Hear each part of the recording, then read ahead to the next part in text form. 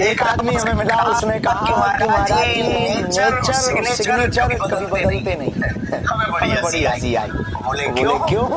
बोला कि आप फंसे क्यों? हमने कहा भैया नेचर और सिग्नेचर दोनों बदल जाते हैं। उंगली पर चोट लगे तो सिग्नेचर बदल जाते हैं, और दिल पर चोट लगे तो नेचर बदल जाते हैं। इसलिए जिंदगी को बहुत सावधानी पूर्वक जियो, होश में जियो, सरलता से जियो, जोश के साथ हौस बहुत जरूरी है, क्रोध के साथ बोध बहुत जरूरी है। कोई नरम है तो तुम गरम मत हो, तुम भी नरमता से पेश आओ।